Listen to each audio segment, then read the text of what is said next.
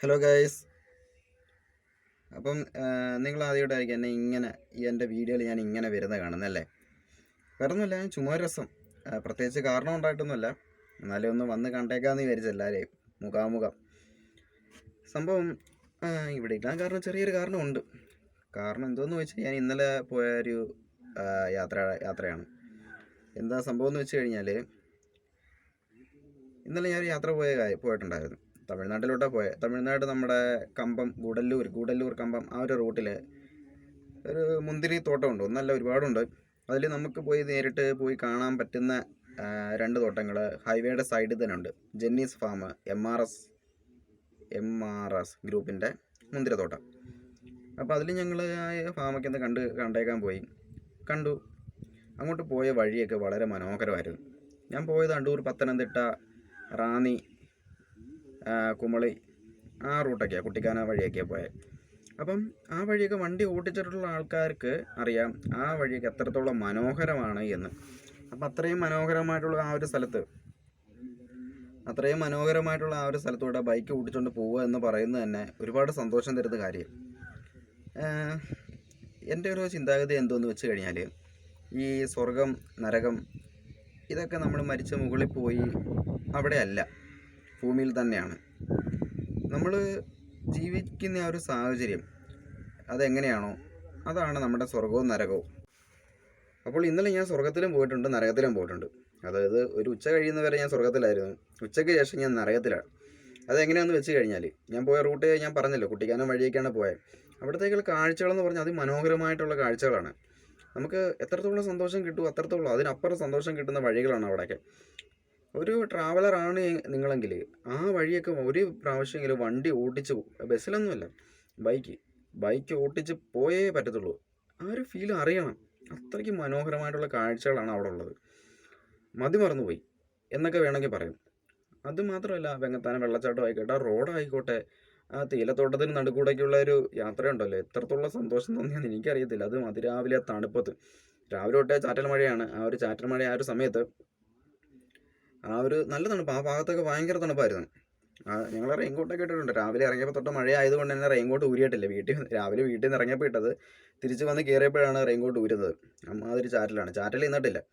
അപ്പോൾ ആ ഒരു നല്ല ക്ലൈമറ്റ് ആയിരുന്നു. പക്ഷേ അടിപൊളി ക്ലൈമറ്റ് ആയിരുന്നു. എനിക്ക് ഒരുപാട് ഇഷ്ടപ്പെട്ടു. ആ സ്ഥലങ്ങൾ ഇഷ്ടപ്പെട്ടു. ഞങ്ങൾ തമിഴ്നാട്ടിൽ കയറി. തമിഴ്നാട്ടിൽ എത്തിയപ്പം ഇതിനേക്കാളും അടിപൊളി. അവിടെ അടിപൊളി സ്ഥലമാണ്. പരന്ന പ്രദേശമാണെങ്കിൽ പോലും അവിടെ ഈ മലനിരകളും കൃഷിത്തോട്ടങ്ങളും, തെങ്ങ്, വാഴ, നെല്ല്, മുന്തിരി, അതേപോലെ ഒരുപാട് കൃഷികൾ റോഡ് സൈഡ്, ഹൈവേയുടെ സൈഡിൽ തന്നെ നമുക്ക് കാണാൻ കഴിയുന്നുണ്ട്. അപ്പോൾ അതൊക്കെ കണ്ട് ആസ്വദിച്ച് ഞങ്ങൾ മുന്തിരിത്തോട്ടമൊക്കെ കണ്ട് തിരിച്ച് വരാൻ ഇനിയും ഒരുപാട് സമയം കിടക്കുന്നു. ഞാൻ നേരെ തിരിച്ച് വണ്ടി ഓടിച്ച് വന്നാൽ വൈകുന്നേരമൊക്കെ ഞാൻ വീട്ടിൽ എത്തി. എനിക്ക് രാത്രിയാകുമ്പോൾ വീട്ടിൽ എത്തിയാലും മതി. അപ്പോൾ കുറേ ഏതെങ്കിലും സ്ഥലം അടുത്ത് എവിടെയെങ്കിലും ഉണ്ടെങ്കിൽ അതും കൂടെ പോയി കാണാമെന്ന് വിചാരിച്ച് അന്വേഷിച്ചപ്പം ഒരു വെള്ളച്ചാട്ടമുണ്ട്, സുരുളി വെള്ളച്ചാട്ടം. ഞാൻ വിചാരിച്ചു നമ്മുടെ കേരളത്തിലുള്ള പോലെ ഏതെങ്കിലും ഒറ്റപ്പെട്ട സ്ഥലമായിരിക്കും, സമാധാനത്തിൽ കുറേ നേരം പോയി ഇരിക്കാം എന്നൊക്കെ വിചാരിച്ചിട്ടാണ് അങ്ങോട്ട് പോയത്. പക്ഷേ ശബരിമല, അതൊക്കെ ഞാൻ വീഡിയോ പറയുന്നുണ്ട്, അതൊക്കെ നിങ്ങൾ കണ്ടാൽ മതി. ശബരിമല സീസൺ ആയതുകൊണ്ട് ഒരുപാട് സ്വാമിമാർ അവിടെ വരുന്നുണ്ടായിരുന്നു. അപ്പോൾ അത് തിരക്ക് കാര്യങ്ങളൊക്കെ ഉണ്ടായിട്ട് നമുക്കൊരു പ്രൈവസിയോ ഒരു സമാധാനമോ ഒരു സ്വസ്ഥതയോ ആ വെള്ളച്ചാട്ടത്തിൻ്റെ ഭംഗി പോലും മര്യാദയ്ക്കൊന്നും ആസ്വദിക്കാൻ പറ്റിയിട്ടില്ല. അവിടം തൊട്ട് തന്നെ നെഗറ്റീവ് തുടങ്ങാം, നരകം തുടങ്ങുക. അവിടെ നിന്ന് ഇറങ്ങിയപ്പോൾ തൊട്ട് മഴ ഭയങ്കര ശക്തമായി. ഞങ്ങൾ തിരിച്ച് കേരളത്തിൽ കയറി, ചുരം കയറിയിട്ട് വേണം ചെക്ക് പോസ്റ്റ് കിടക്കാൻ, കുമളി വഴി. അപ്പം ചുരം എന്ന് പറഞ്ഞാൽ വലിയതൊന്നുമില്ല, 2-3 ഹെയർ പിൻ കാര്യങ്ങളൊക്കെ, അതും മാരക ഹെയർ പിന്നൊന്നുമില്ല. പക്ഷേ അവിടുത്തെ വ്യൂ അസാമാന്യ വ്യൂ ആണ് മോനെ, അടിപൊളി വ്യൂ ആയിരുന്നു. അപ്പോൾ ഈ വ്യൂ ഒക്കെ കയറി ഇങ്ങോട്ട് വന്ന് സന്ധ്യയായി. എന്നെ നരകത്തിനകത്തേക്ക് എത്തിപ്പെട്ടു എന്ന് ഞാൻ അറിഞ്ഞില്ല. സംഭവം എന്തെന്ന് വെച്ച് കഴിഞ്ഞാൽ, എൻ്റെ വണ്ടിയുടെ ബാറ്ററി ഇല്ല. ബാറ്ററി ഉണ്ട്, പക്ഷേ ബാറ്ററി വർക്കാവുന്നില്ല. അതുകൊണ്ട് തന്നെ ഹെഡ്ലൈറ്റ് ഇല്ല. ഒരു മിന്നാമിനിങ്ങിനെ പോലെ ഹെഡ്ലൈറ്റ് വണ്ടിയിലോട്ട് നോക്കിക്കഴിഞ്ഞാൽ ഹെഡ്ലൈറ്റ് കത്തി കിടക്കുന്നുണ്ടാവും. പക്ഷേ റോഡിൽ വെട്ടമില്ല. പിന്നെ ഹോണെന്ന് പറയുന്ന സാധനം കാണാൻ മാത്രമേ ഉള്ളൂ, കേൾക്കാനില്ല. പിന്നെ ഉള്ളത് ഇൻഡിക്കേറ്റർ, അതും മിന്നാമിനിങ്ങിനെ പോലെ ചെറിയ വെട്ടം. അത് നമുക്ക് വലിയ പ്രശ്നം വരുന്നില്ല. ഈ ഹോണും ലൈറ്റൊന്നും ഇല്ലെങ്കിൽ നമുക്ക് വണ്ടി പൊട്ടിക്കാം. പക്ഷേ അത് ഹൈ റേഞ്ച് ആയിപ്പോയി. ഹൈ റേഞ്ചുമാണ്, നല്ല കോരിച്ചൊരിയുന്ന മഴയുമാണ്, നല്ല തിരക്കുമുണ്ട്. നിങ്ങൾ ഓർക്കണം, രാവിലെ തൊട്ട് ചാറ്റൽ മഴയത്ത് തെന്നിക്കിടക്കുന്ന റോഡാണത്. നല്ല മിനുസമുള്ള റോഡാണ്. ഒന്ന് ബ്രേക്ക് പൊട്ടിക്കഴിഞ്ഞാൽ സ്ലിപ്പായി പോകും. അതുകൊണ്ട് തന്നെ വളരെ ശ്രദ്ധിച്ച് വേണം വണ്ടി ഓടിക്കാൻ. ഓവർ സ്പീഡ് എടുക്കാൻ പറ്റത്തില്ല. ഓവറല്ല, നോർമലായിട്ടുള്ള സ്പീഡിൽ നിന്നും താഴെയുള്ള സ്പീഡിൽ നമുക്ക് പോകാൻ പറ്റത്തുള്ളൂ. അതികഠിനമായ അതിമാരകമായ അപകടകരമായ വളവുകളാണ് അവിടെ ഹൈ റേഞ്ച്. അപ്പം ആ ഒരു വളവിലൊക്കെ ഭയങ്കര പ്രശ്നമാണ്. ഓപ്പോസിറ്റ് സൈഡിൽ നിന്ന് ബസ് കാര്യങ്ങളൊക്കെ വരും, ഭയങ്കര ബുദ്ധിമുട്ടിയിരുന്നു. നിങ്ങൾക്കൊരു കാര്യം അറിയും, എൻ്റെ വണ്ടിക്ക് ലൈറ്റ് ഇല്ല എന്നുള്ള കാരണം കൊണ്ട് മാത്രമല്ല ഞാൻ അന്ധനായി പോയത്. കോടമഞ്ഞ് മഴയായതുകൊണ്ട് തന്നെ ആ മലയോര പ്രദേശത്തുള്ള മഞ്ഞ് റോഡിൽ മൊത്തം കോടമഞ്ഞായിരുന്നു. ഓപ്പോസിറ്റ് സൈഡിൽ നിന്ന് വരുന്ന ഓരോ വണ്ടിയും ഹൈ ബീമിലാണ് വന്നുകൊണ്ടിരുന്നത്. മാത്രമല്ല എക്സ്ട്രാ ഫോഗ് ലാമ്പ് വരെ വെച്ചിട്ടുള്ള വണ്ടികൾ, കാറായിക്കോട്ടെ ബൈക്ക് ആയിക്കോട്ടെ, ഇവന്മാർ എന്തുദ്ദേശിച്ചാണ് ഇത് വെച്ചിട്ട് വരുന്നതെന്ന് എനിക്കറിയാൻ വയ്യ. ആവശ്യത്തിനൊക്കെ വെക്കണം. ഓപ്പോസിറ്റ് വരുന്നവർക്ക് ബുദ്ധിമുട്ടുണ്ടാക്കുന്ന രീതിയിലാവരുത് ഇതൊന്നും വെച്ചുകൊണ്ട് വരേണ്ടത്. ഇത് കാരണം എനിക്ക് കുറച്ച് നേരത്തെ ഏതാനും സെക്കൻഡുകൾ എനിക്ക് മുന്നിൽ എന്താണെന്ന് കാണാൻ പറ്റില്ല. കണ്ണിൽ ഇരുട്ടായി പോയി. കാരണം ഡയറക്റ്റ് കണ്ണിലേക്ക് അത്രയും വെട്ടമടിക്കുമ്പോൾ ഏതാനും സെക്കൻഡ് എൻ്റെ കണ്ണ് ഇരുട്ടായി പോവുക. ഇത് കാരണം എനിക്ക് ഫ്രണ്ടിലുള്ള വളവ് അങ്ങോട്ട് കഴിഞ്ഞ് മുന്നിൽ എന്താണ് എന്നുള്ളത് എനിക്ക് അറിയാൻ പറ്റുന്നുണ്ടായിരുന്നില്ല. രണ്ട് പ്രാവശ്യം എൻ്റെ കയ്യിൽ നിന്ന് വണ്ടി പാളിപ്പോയി. ഒരു പ്രാവശ്യം ഞാൻ ബ്രേക്ക് ചെയ്തതാണ്, പയ്യെയാണ് പോയെങ്കിൽ പോലും അത്രയും തെന്നിക്കിടക്കുന്ന റോഡാണത്. വണ്ടി തെന്നി ഫ്രണ്ടിലുള്ള ടൂറിസ്റ്റ് ബസ് പമ്പയിലോട്ട് ശബരിമലയിലോട്ട് പോയിക്കൊണ്ടിരുന്ന ബസ്സിൻ്റെ ബാക്കിലേക്ക് ഡിസ്റ്റൻസ് കീപ്പ് ചെയ്തത് കൊണ്ട് മാത്രമാണ് അതിനകത്തോട്ട് തട്ടാതിരുന്നതും മറിഞ്ഞു വീണ അതിൻ്റെ അടിയിലോട്ട് പോകാതിരുന്നതും. അത് നമുക്ക് പോട്ടെന്ന് വെക്കാം, എന്നാലും പേടിച്ചു. പിന്നീട് നല്ല രീതിയിൽ തന്നെ അപകടം പറ്റിയാൻ. അത് റോഡിൽ ഈ വളവിലൊക്കെ എനിക്ക് കോൺക്രീറ്റ് ചെയ്തിട്ടുണ്ടെങ്കിലും നല്ലൊരു ഡെപ്ത് ഉണ്ട് അവിടെ. മാത്രമല്ല ഈ ടാറ് ചെയ്യുമല്ലോ, നമ്മുടെ ഈ പൊളിഞ്ഞ റോഡിലൊക്കെ ടാറ് ചെയ്ത് കഴിഞ്ഞാൽ നമ്മുടെ കേരളത്തിൽ കാണുന്ന ഒരു പരിപാടിയാണ്. കേരളത്തിലല്ല, ഇന്ത്യയിലും കാണും. നമ്മുടെ ഇന്ത്യയിൽ കാണുന്ന ഒരു പരിപാടി, മെയിനായിട്ട് കേരളത്തിലാണ്. എന്താണെന്ന് വെച്ച് കഴിഞ്ഞാൽ എവിടെയെങ്കിലും പാച്ച് വർക്ക് ഉണ്ടെങ്കിൽ ഇവർ കൊണ്ട് ടാർ ചെയ്യും. നിശ്ചിത ഭാഗം ഒരു ചതുരത്തിൽ അല്ലെങ്കിൽ റെക്റ്റാങ്കിളിൽ ഇങ്ങനെ ടാർ ചെയ്ത് വെക്കും. ബാക്കിയുള്ള റോഡ് ഇച്ചിരി താഴ്ന്നിട്ടും ഈ ടാർ ചെയ്ത ഭാഗം കുറച്ച് ഉയർന്നിട്ട് നിൽക്കുന്നത്. അപ്പോൾ ആ ഒരു രണ്ടിൻ്റെ ഒരു അറ്റം ഉണ്ടല്ലോ, അവിടേക്ക് വീല് കയറി കഴിഞ്ഞാൽ ഒന്ന് പൊക്കത്തിലും താഴ്ചയിലില്ലേ, ടയർ പാളിപ്പോവും. എൻ്റെ ടയറൊന്ന് പാളി, ഞാൻ ആ കുഴിയിലോട്ട് ഇറങ്ങിയങ്ങ് പോയി. ഇറങ്ങിയെന്ന് വെച്ചാൽ വലിയ ഇതല്ല, ഇറങ്ങിയങ്ങ് പോയെന്നല്ല, വീല് അതിനകത്തോട്ട് ചാടി. സൈഡിൽ മലയാണ്, അതിനകത്ത് തട്ടി തിരിച്ച് എങ്ങനെയാണ് റോഡിലോട്ട് ഇടിച്ച് കയറ്റിയതെന്ന് എനിക്കറിയത്തില്ല. ഏതോ ഒരു രീതിയിൽ ഞാൻ തിരിച്ച് റോഡിൽ കയറി. കണ്ണ് കാണാൻ എവിടെയാണ് വീണത്, ഞാൻ എങ്ങനെയാണ് അതിനകത്ത് പോയത്, എവിടെയോ കയറി, എവിടെയോ പെടഞ്ഞു, എവിടെയോ വീണു, എവിടുന്നോ ചാടി കയറി. ശരിക്കും വരണ്ടു പോയൊരവസ്ഥയായിരുന്നു. അതിമാരകമായിട്ടുള്ള ഒരു യാത്രയായിരുന്നു ഇന്നലെ ഇവിടെ നിന്ന് ഇങ്ങോട്ട്. പേടിയെന്ന് പറഞ്ഞാൽ ഞാൻ 8 വർഷമായി ഞാൻ ബൈക്ക് ഓടിക്കുന്നു. 8 വർഷമായിട്ട് ബൈക്ക് ഓടിച്ച് പല ടെറൈനിൽ കൂടെ ഞാൻ ഓടിച്ചിട്ടുണ്ട്, ഒരുപാട് സ്ഥലങ്ങളിൽ ഞാൻ പോയിട്ടുണ്ട്. പക്ഷേ ഇങ്ങനെ പേടിച്ച് വണ്ടി ഓടിച്ച് ഞാൻ വന്നിട്ടില്ല. ഇത്രയേറെ ഞാൻ റിസ്ക് എടുത്ത് ഞാൻ വണ്ടി ഓടിച്ചിട്ടില്ല. സത്യം, എൻ്റെ ഹെഡ്ലൈറ്റ് ഇല്ലാത്തതും ഹോണില്ലാത്തതും വലിയ പങ്കുണ്ട്. അതേപോലെ തന്നെ ഓപ്പോസിറ്റ് ഹൈ റേഞ്ച് ഏരിയ ആയിട്ട് പോലും ഓപ്പോസിറ്റ് സൈഡിൽ വരുന്നതുമാതിരി ബ്രൈറ്റ് ഇട്ട് വരുന്നത് അതിനേക്കാൾ വലിയ കൊല്ലാപ്പായി.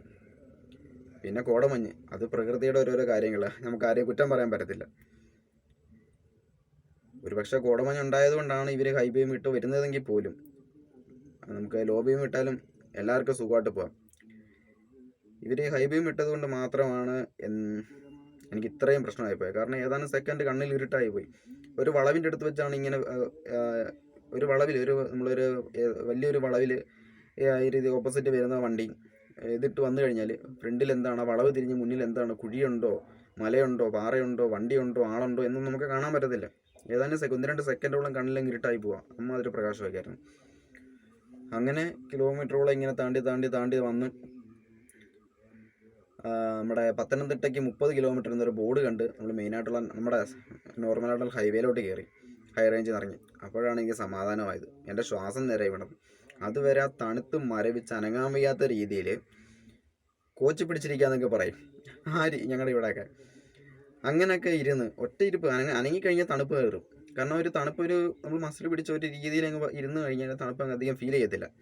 ആ രീതിയിൽ കിലോമീറ്ററുകളോളം മഴ നനഞ്ഞ് ഊറ്റിവാരി റെയിൻകോട്ട് ഉണ്ടെങ്കിൽ പോലും തണുത്ത് വിറച്ചിട്ട് വയ്യായിരുന്നു.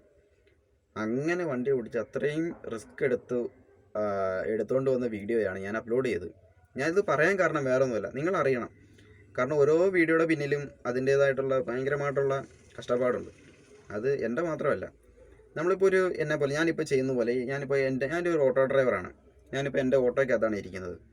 ഇതേപോലെ ഒരു കാറിനകത്തോ അല്ലെങ്കിൽ റൂമിൻ്റെ ഏതെങ്കിലും കോർണറിൽ ഒരു സൈറ്റ് ഇട്ടിട്ടോ അല്ലെങ്കിൽ ഇതേപോലെ നിസ്സാരമായിട്ടുള്ള എന്തെങ്കിലും എവിടെയെങ്കിലും ഇരുന്ന് എന്തെങ്കിലും വ്ലോഗ് ചെയ്യുന്ന ഒരുപാട് ആൾക്കാരൊക്കെ ഉണ്ട്.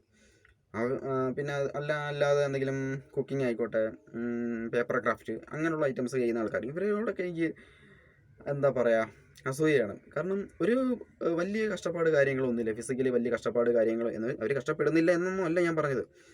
വലിയ കഷ്ടപ്പാടും കാര്യങ്ങൾ ഞങ്ങൾ ഒരു ട്രാവൽ വ്ളോഗ് ചെയ്യുന്ന ഒരാളെ സംബന്ധിച്ച് അവരുടെ ഒരു കഷ്ടപ്പാടല്ലെന്ന് ഞാൻ പറയുന്നത്. വളരെ സിമ്പിളായിട്ടുള്ള പരിപാടി.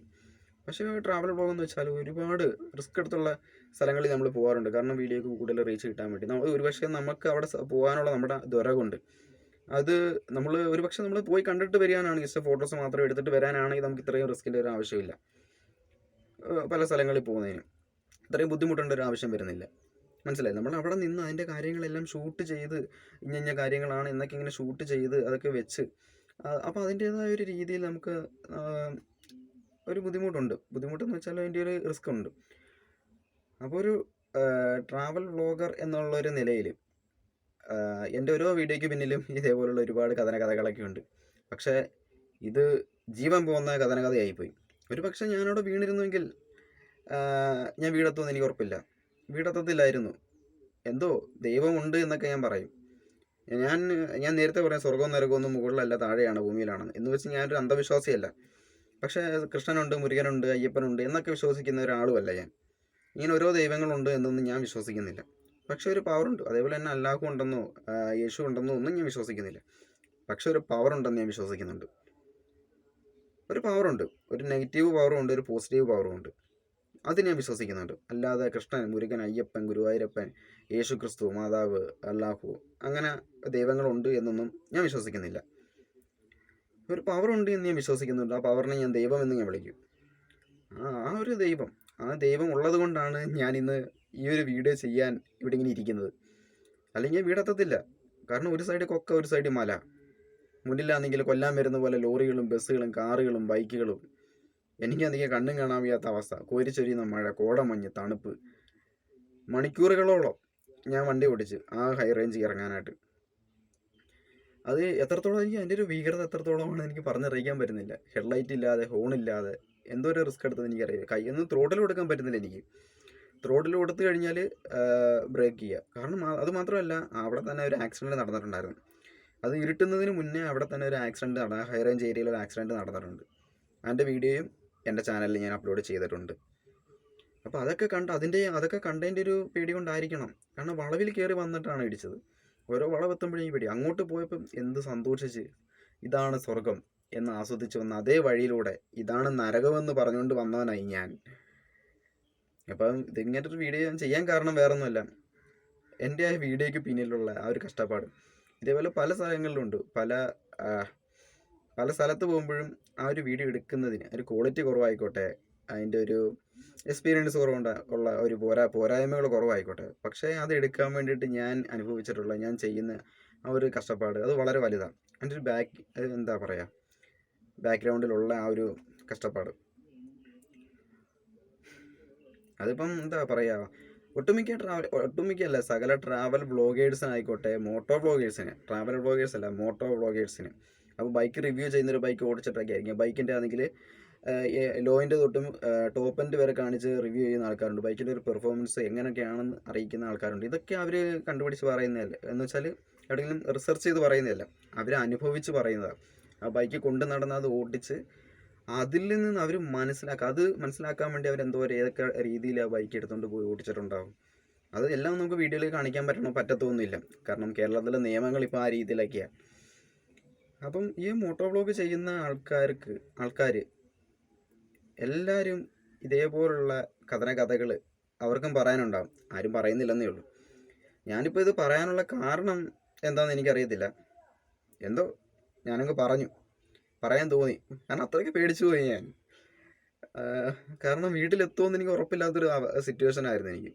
ആ രീതിയിലാണ് അവിടുന്ന് വന്നത്. എൻ്റെ ഹെഡ്ലൈറ്റ് ബാറ്ററി എത്രയും പെട്ടെന്ന് മാറണം. ബാറ്ററി മാറിയാലേ സമാധാനമുള്ളൂ. വലിയ വിലയൊന്നുമില്ല, അത് മാറിയിട്ടേ ഇനി രാത്രി വണ്ടി എടുത്തുകൊണ്ട് പോകത്തുള്ളൂ. ഇന്നലെ രാത്രി തന്നെ വീഡിയോ എഡിറ്റ് ചെയ്തിടണമെന്നൊക്കെ ആയിരുന്നു. പക്ഷേ ക്ഷീണം കൊണ്ട് ഞാനങ്ങ് ഉറങ്ങിപ്പോയി. പിന്നെ ഇന്ന് രാവിലെയാണ് എല്ലാം കൂടെ എഡിറ്റ് ചെയ്ത് മെർജ് ചെയ്ത് വോയിസ് ഓവർ ചെയ്ത് എല്ലാം കയറ്റി വെച്ചത്. അപ്പോൾ 8 മണിയാകുമ്പോൾ ആ വീഡിയോ വരും. ഈ വീഡിയോ അതിന് മുന്നേ വരും. അപ്പം കാണുക. ഇതൊന്നും എല്ലാവരും മുഴുവൻ കാണുമെന്ന് എനിക്കറിയത്തില്ല. മുഴുവൻ കണ്ടവരാണെങ്കിൽ ഞാൻ മുഴുവനും കണ്ടു എന്ന് കമൻ്റ് ഇട്ട്, ഇവിടം വരെ കണ്ടിട്ടുണ്ടെങ്കിൽ ഞാൻ ഇവിടം വരെ കണ്ടു, ഞാൻ മുഴുവനും കണ്ടു എന്നൊരു കമൻ്റ് ഇട്ട്. എത്ര പേര് മുഴുവനും കണ്ടു എന്ന് ഞാനൊന്ന് നോക്കട്ടെ. ഞാൻ പറഞ്ഞത് 99.9% പേര് ഇതിൻ്റെ പകുതി പോലും കാണത്തില്ല. അപ്പം ശരിയെന്ന്, അത്രയേ ഉള്ളൂ. എഡിറ്റിംഗ് ഒന്നുമില്ല, ഒറ്റ വീഡിയോ.